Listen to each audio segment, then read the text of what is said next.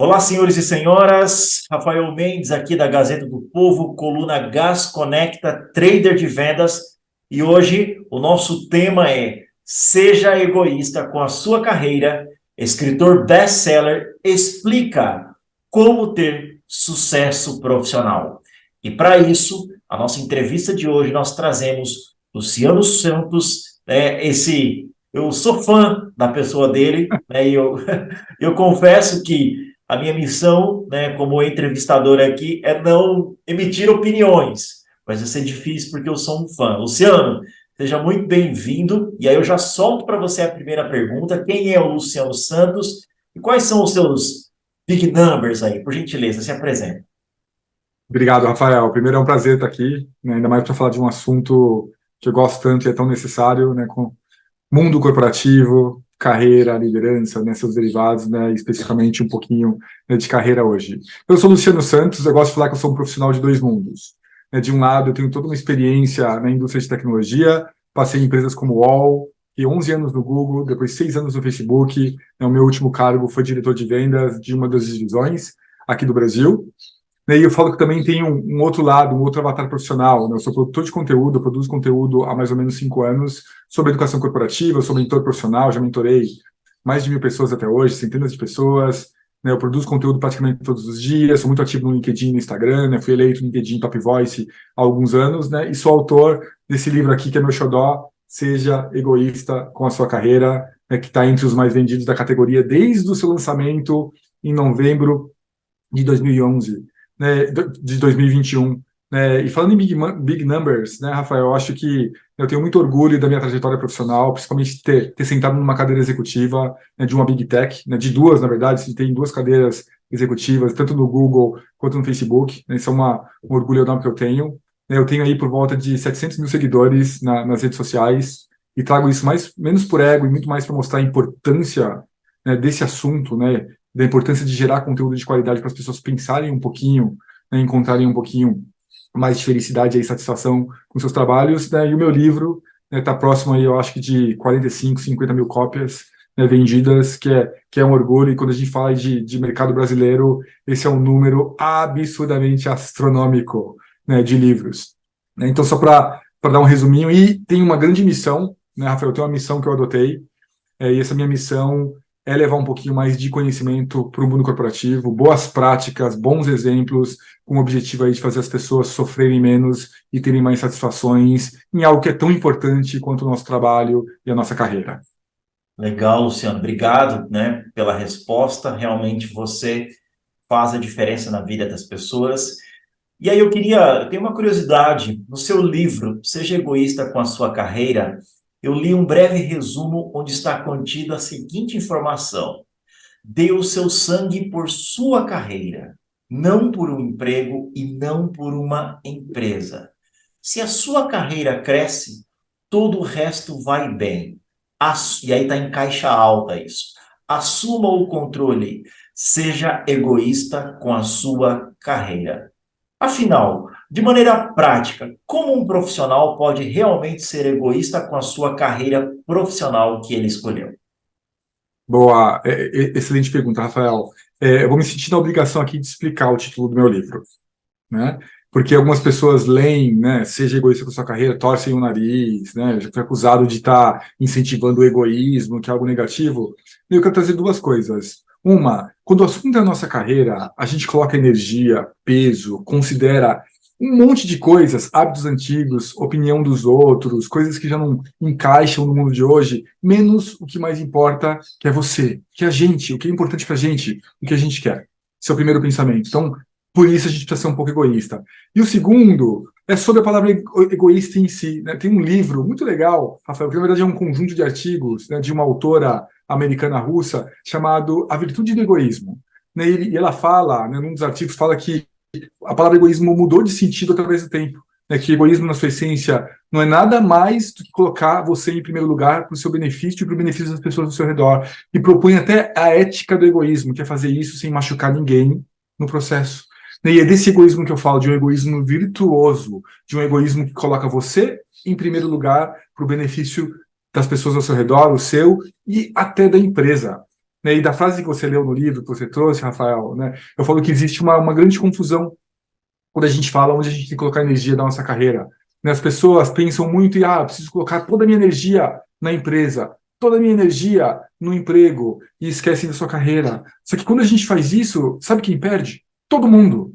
Eu cansei de ver profissionais, cansei, Rafael, eu tenho certeza que você também, 10, 15 anos de empresa, são demitidos, entram em estado de revolta.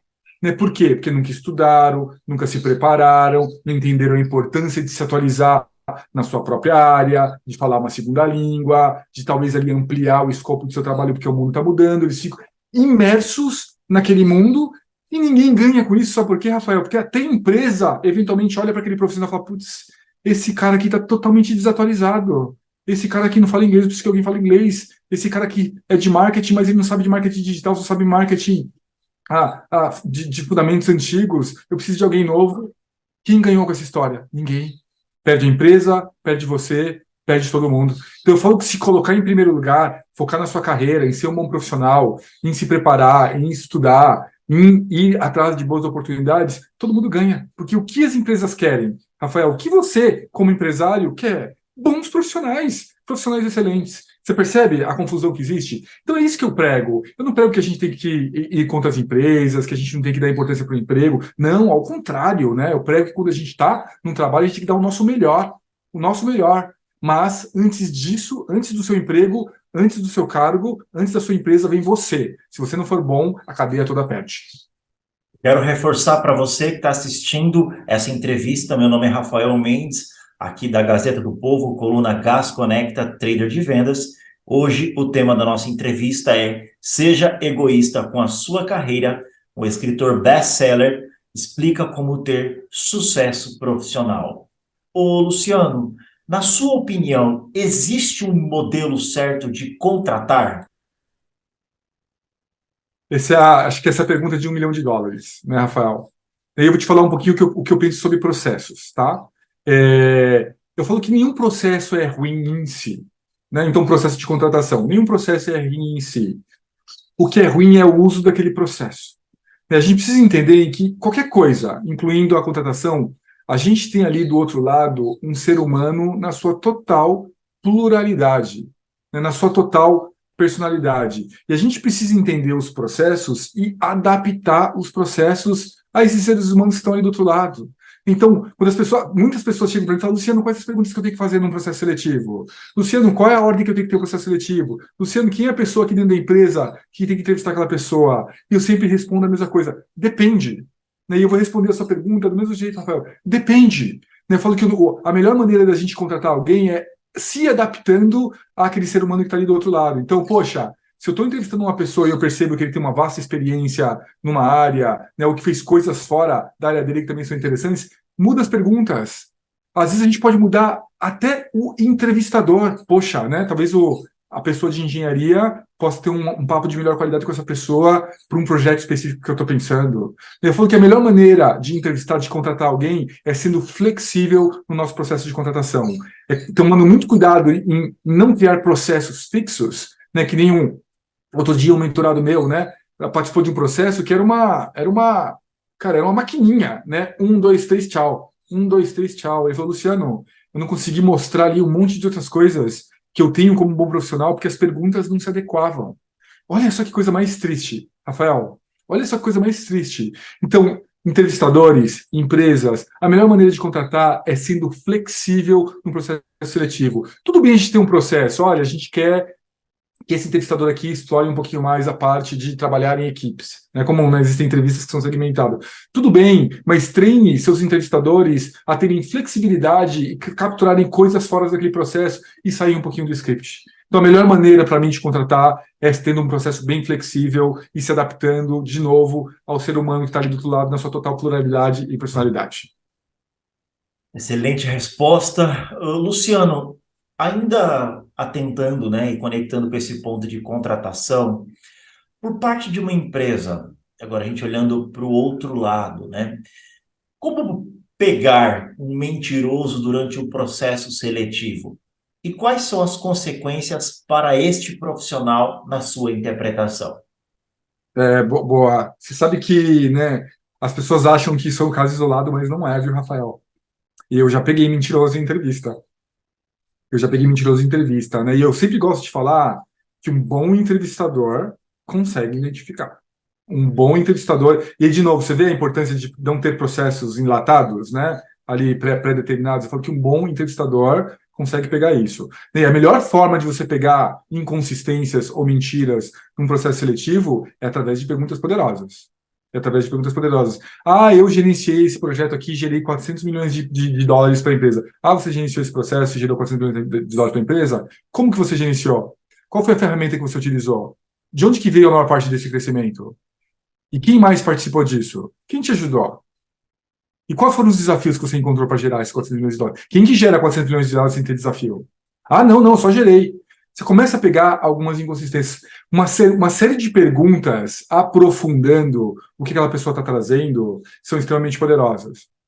E lógico, né? Sendo um pouquinho aqui mais classicista, Rafael, fazer uma checagem importantíssima, né? Eu lembro, né? Eu acho que eu já falei ou escrevi sobre esse caso, né? Uma vez eu fiz uma entrevista de uma pessoa, quando estava numa empresa, né, e a pessoa falou, trabalhei 3 anos, né, em determinado lugar, e eu falei, opa, conheço um monte de gente naquele lugar. Né, e eu percebi ali que algumas coisas não faziam muito sentido do método que ele falou que ele aplicou, de alguns números que ele trouxe, né, e fazer a checagem na fonte, né, por isso que é tão importante ter um networking. Quando eu perguntei, né, para alguns amigos daquela empresa, a resposta foi, ele não trabalha mais lá. E foi até interessante nesse caso, Rafael, porque quando eu perguntei para um colega que trabalhava lá, ele falou, eu não conheço essa pessoa, e a época que ele trabalhou aqui, eu também trabalhei, deixa eu perguntar para um outro. Aí mandou para um outro olhar, você conhece essa pessoa? A pessoa, poxa, eu não conheço, talvez a fulana conheça. Aí mandou para fulana. E aí a fulana falou, mas ele não colocou no LinkedIn dele que ele trabalhou aqui. E estava no meu. Eu falei, mas está aqui no meu. Aí eu dei um refresh e desapareceu. Né, ele provavelmente viu as pessoas entrando no perfil dele, né? Ele percebeu que várias pessoas daquela mesma empresa que ele trabalhava entraram e foi lá e removeu, né, e a gente conseguiu pegar, né, um mentiroso no pulo. Eu acho que uma boa checagem e perguntas poderosas, para mim, Rafael, é a melhor maneira de fazer isso. Luciano, essa parte não estava na nossa pauta. Eu queria que você valorizasse alguns pontos e puder mostrar novamente o seu livro, né? Quais são os principais aprendizados que a nossa audiência ganhará com o seu livro, né? Eu sempre costumo dizer, Luciano, eu também sou escritor, meus livros serão publicados, um esse ano e o outro ano que vem. Eu sempre costumo dizer que um livro é a forma de ganhar anos de experiência que um autor viveu, né? Então, é ter uma mentoria por 45, R$ 50, que é o que um livro normalmente custa no Brasil. O que a audiência, o que o leitor ganha com o seu livro, né, que já é um best-seller? Rafael, eu vou precisar contar para você por que eu escrevi esse livro. Né? E quando eu tive a ideia de escrever, na verdade, esse livro me foi pedido. Né? Eu comecei a produzir conteúdo no LinkedIn há mais ou menos 5 anos, quando eu ainda estava trabalhando na Meta, no Facebook. Eu precisava de um projeto, né? Eu estava, poxa, quero um processo paralelo aqui, um projeto paralelo. Né? E um dia eu entrei lá no LinkedIn, né? Vi alguém dando um conselho profissional horrível para outra pessoa e comentei nesse post. Eu fui postar 2 vagas que eu tinha do meu time, mal usava o LinkedIn. Aí comentei e falei, não, olha, não concordo, acho que tem essa perspectiva. Né? E o meu comentário teve centenas de curtidas, mais do que o próprio post. Aí eu pensei comigo, falei, poxa, eu tenho tanta experiência, tanta vivência, gosto de escrever, por que eu não começo a produzir conteúdo? E eu comecei a produzir conteúdo. E quando eu comecei a produzir conteúdo no LinkedIn, isso explodiu. Eu comecei a crescer muito rápido e muitas pessoas começaram a falar comigo e eu comecei a dar mentorias ao mesmo tempo. E eu comecei a perceber, poxa, eu não sei gerenciar o meu líder. As pessoas, por que ele não falou que queria isso, não declarou intenção? Essa pessoa não sabe dar feedback. Essa pessoa não tem uma maneira boa de estruturar comunicação. Essa pessoa nunca pensou na carreira dela, só pensou na empresa, né? E todo mundo perdeu porque ela foi demitida. E essas perguntas começaram a se repetir, uma, 10, 20, 50 vezes. E eu comecei a criar microtemas. E eu comecei a ter alguns insights. Né? E o primeiro insight que eu tive, falei, poxa, a maior parte das pessoas sofrem no trabalho. É a maioria, né? Isso não é a minha opinião, não, Rafael. Tem várias pesquisas e estudos, independente da geografia, da indústria e da maturidade profissional, a maior parte das pessoas são insatisfeitas com seus trabalhos. Eu tive esse insight. E o meu segundo grande insight foi, se as pessoas soubessem algumas coisas, se elas tivessem alguma educação com relação ao gerenciamento das suas carreiras, elas iam ter muito mais satisfação. Então, o meu livro, o que que ele é? Ele é um apanhado das melhores boas práticas que eu vi e desenvolvi e apliquei para minha própria carreira e recebi de outras pessoas uma tentativa de trazer as maiores dores e suas soluções num livro. Então você está certíssimo. Eu falo que o meu livro são 100 mentorias de um livro. Né? E eu sou muito claro, né? Nem tudo é para todo mundo, né, Rafael? O que às vezes o que é bom para você é bom para mim. Eu sou muito claro na abertura do meu livro. Eu falo, o que eu dou para vocês, eu faço uma analogia. Eu falo que eu estou trazendo aqui uma série de ingredientes e temperos. Alguns você gosta, outros não gosta, vai jogar fora. Alguns temperos você gosta, outros você não gosta, vai jogar fora. Mas você vai ter... A gente tem que trabalhar também para se educar e conseguir ter controle da nossa própria carreira. Né? E lógico, eu não vou conseguir de jeito nenhum trazer todos os pontos do livro, mas tem uns que eu acho muito importantes. Então, um que eu trago no livro, a gente precisa aprender a declarar as nossas intenções. Né? Eu vejo muita gente, né, querendo alguma coisa, poxa, quero um dia ser líder, quero assumir aquele projeto, e eu pergunto, mas quando você falou isso para o seu gerente? Ah, eu nunca falei. Eu já escutei até, Luciano, eu quero ser líder de pessoas um dia. Ah, que legal, você já falou isso para sua gerente? Não, ela tem que saber, ela é minha gerente. Como que ela vai saber? Como que ela vai saber? Não, você tem que falar. Né, o poder de declarar atenção parece mágica. Às vezes, Rafael, de falar o que quer, né, que eu quero esse projeto, quero crescer, quero promoção, quero virar um líder, né, as coisas começam a se materializar que parece mágica, mas não é mágica. Né, a gente construindo coisas com a palavra constrói muita coisa. Um segundo ponto que eu trago no livro é a importância da gente gerenciar o nosso próprio gerente. Né, existe um mito, né, uma coisa absolutamente errônea, Rafael, de que líderes são heróis, seres completos, sem nenhuma falha, né, que funcionam de forma otimizada. Não, gente, líder é só uma outra pessoa com um escopo diferente do seu, que tem medo, síndrome do impostor, ansiedade, áreas de desenvolvimento também. E se a gente souber trabalhar em cima disso e literalmente gerenciar o nosso líder, a gente revoluciona a nossa carreira. Foi uma das ferramentas mais poderosas. Né? Assim, e dando um exemplo, eu tinha uma líder incrível, Rafael. Eu trabalhei com uma líder incrível, ela era boa em absolutamente todas as dimensões que a gente pode olhar para um líder, mas ela era caótica na hora de delegar as coisas para mim. Então, o que eu podia fazer? Eu podia fazer o que nem 99,9% das pessoas fazem, que é reclamar: a minha líder é desorganizada, ela não sabe o que quer, me pede uma coisa de manhã, outra de noite, uma na segunda, outra na sexta, uma no começo do trimestre, outra no começo do trimestre, é um horror trabalhar com ela.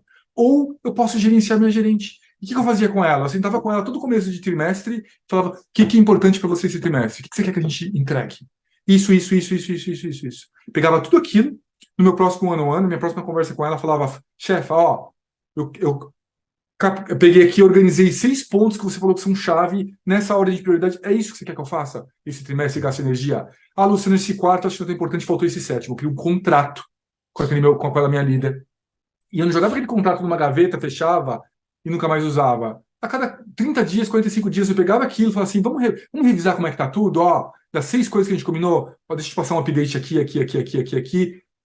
Tá tudo funcionando muito bem? Luciano, surgiu essa outra coisa, acho que a gente pode despriorizar isso. As coisas mudam no trabalho, Rafael, você sabe disso. O tempo todo eu recontratei com ela. Rafael, se as pessoas aplicassem só essa ferramenta nas suas carreiras, elas enxergariam uma revolução em como elas estão andando. Luciano, mostra mais uma vez, por gentileza, a capa do teu livro, por favor. Ele está aí fácil, Gosto. por gentileza. Seja Ok, egoísta com a sua carreira. obrigado. Tá Vamos na para sexta outro. edição. Sexta edição, você dá pra ver aqui, ó.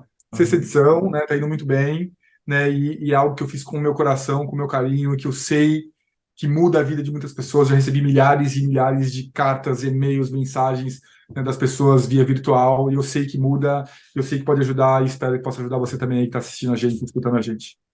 Legal. Luciano, para finalizar a nossa entrevista, como um profissional constrói uma marca profissional forte e ser sempre visto e lembrado pelas empresas?